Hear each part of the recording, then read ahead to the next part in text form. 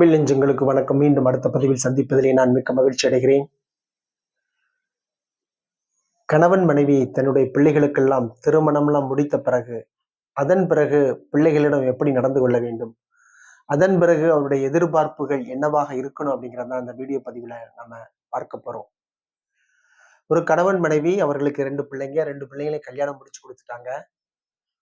அதன் பிறகு அவர்கள் என்னென்ன எதிர்பார்ப்புகள் எதிர்பார்க்கணும், என்னென்ன விஷயங்கள் செய்யணும் அப்படிங்கிறது தான் இந்த வீடியோ பதிவின் முக்கியமான சாராம்சம். முதலாவது, கடைசி காலத்துல கணவன் மனைவி தன்னுடைய பிள்ளைகளோட சேர்ந்து வாழணும்னு கண்டிப்பாக நினைக்காதீங்க. இந்த காலத்துல அதெல்லாம் கண்டிப்பாக ஒத்து வராது. பிள்ளைங்க தனியா இருக்கட்டும், உங்களுக்கு தேவைப்படுகிற நேரத்துல நீங்க என்ன செய்யலாம், பிள்ளைங்களை போய் பார்க்கிறது, பேர பிள்ளைகளோட கொஞ்சி மகிழ்கிறது, இந்த மாதிரியான காரியங்களை நீங்க செய்யுங்க.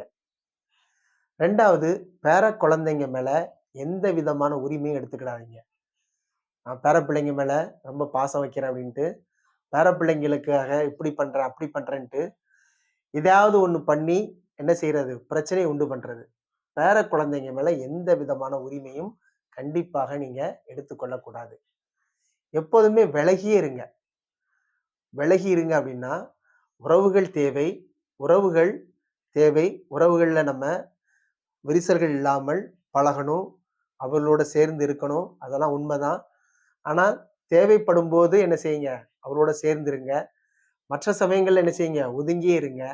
தேவைப்படும் போது என்ன செய்யுங்க, அவர்களுக்கு ஒத்தாசையாக, அவர்களுக்கு உறுதுணையாக நீங்க இருங்க. எப்போதுமே விலகியே இருங்கள். முக்கியமா கையில் பணம் இல்லைன்னா கண்டிப்பாக மதிப்பே கிடையாது. நிறைய கணவன் மனைவி என்ன செய்யறாங்க அப்படின்னா, செட்டில்மெண்ட் என்ன செய்யறாங்க, அவர்கள் காலத்திற்கு முன்னாலே என்ன செய்யறாங்க, செஞ்சு முடிச்சிடுறாங்க. அப்படி முடிச்ச பிறகு பிள்ளைங்க அவங்கள சுத்தமா மதிக்கிறதே இல்லை.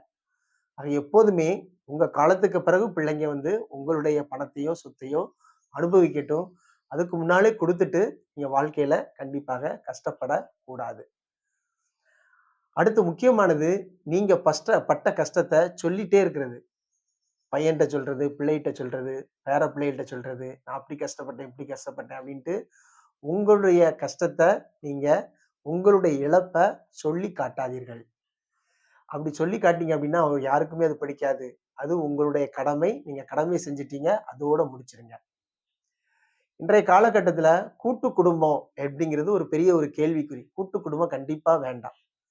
தேவைப்படும் போது மட்டும் நீங்க என்ன செய்யுங்க, அவர்களுக்கு உதவியும் ஒத்தாசையுமா இருங்க. கூட்டு குடும்பமாக இருக்கணும் என்று கண்டிப்பாக நினைக்காதீங்க. அப்புறம் முக்கியமான ஒன்று, மருமகளோட மருமகள் முன் உங்கள் மனைவியை தாழ்த்தி பேசாதீங்க. நீங்க கண்டிப்பாக இந்த விஷயத்த கடைபிடிக்கணும்.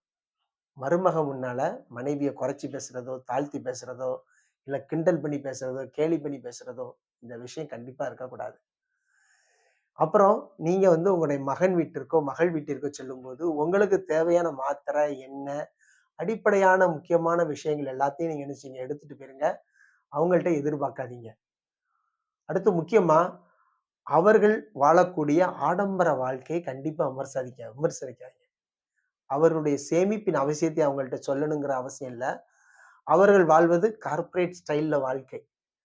அவர்கள் ஆடம்பரமா தான் இருப்பாங்க. சேவிங்ஸ பத்தி துளி கூட நினைக்க மாட்டாங்க. இவர்கள்ட்ட போய் நீங்க அப்படி இருங்க, இப்படி இருங்கன்னு சொல்லி உங்களுடைய எனர்ஜிய என்ன செய்யுங்க, கண்டிப்பா வேஸ்ட் பண்ணாதீங்க. அடுத்து, பிள்ளைங்க வீட்டுக்கு செல்லும்போது உங்களுக்கு தேவையான எல்லா விஷயத்தையும் நீங்க என்ன செய்யுங்க, எடுத்துக்கொண்டு போங்க. உங்களுக்கு தேவையான துணிமணி, உங்களுக்கு தேவையான சோப்பு, சீப்பு, கண்ணாடி, மருந்து, மாத்திரை, எண்ணெய், இப்படி என்னென்ன விஷயங்கள்லாம் அடிப்படையா உள்ளதோ அதெல்லாம் எடுத்துட்டு போங்க. அவங்கள்ட்ட போய் கேட்டுட்டு, அவங்கள்ட்ட போய் உரிமையா போய் கேட்டுட்டு கஷ்டப்படாதீங்க. அடுத்து, அதிக பாசம் வைக்காதீங்க. ரொம்ப பாசம்லாம் வைக்காதீங்க. பாசம் கண்டிப்பா வேணும். ஆனால் பாசம் அதிகமாக வைக்காதீங்க. அதிகமா வச்சா அது உங்களுக்கு தான் பிரச்சனை. இப்படிலாம் இருந்தோம் அப்படின்னா, நம்முடைய கடைசி கால வாழ்க்கை ரொம்ப சந்தோஷமா இருக்கும். இந்த விஷயங்கள கண்டிப்பாக நீங்க உங்க பிள்ளைங்கலாம் செட்டில் பண்ண பிறகு கணவன், மனைவி கண்டிப்பாக கடைபிடிக்க வேண்டிய இந்த விஷயங்கள். கண்டிப்பா கடைபிடிங்க. வாழ்க்கை சந்தோஷமா இருக்கும். அன்புடன், ஜஸ்டின்.